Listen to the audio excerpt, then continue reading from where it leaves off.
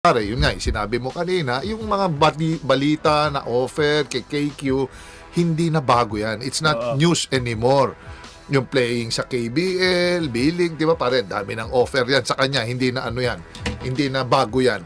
Saywar, yes, it's a Saywar, totoo yun. Laban talaga yan ng Battle of the Minds, talagang kung anong pwede nilang sutiling ka or sa yung mga alumni dyan, magkokomentaryo, wag mo lang silang bigyan ng bala na ipotok sa'yo.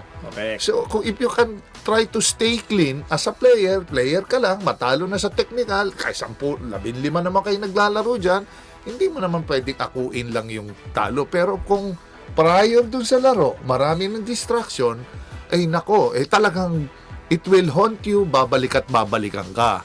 Kasi, siyempre, nandun yung part, they're messing his mind, si KQ, plus yung grupo.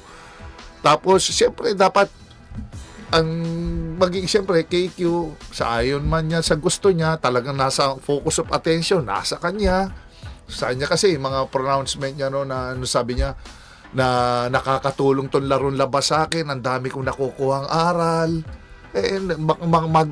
Pagka I don't know, sana makarecover sila. Kung hindi siya makakuha ng aral dito, nako, it will be mahirap iswallow itong ganitong sitwasyon pagka nadalawahan sila. Correct. And syempre pare, iba pagka yun ang maraming tsaka intrigue ano talaga yan, intrigue based talaga, magiging ang basihan talaga is yung salary, na yung ino-offer sa kanya, yung mga laro-laro.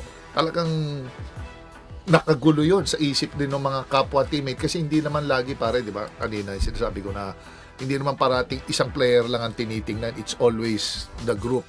And ang ayaw mong mangyari is yung president. Ginawa niya ba't di ko pwedeng gawin?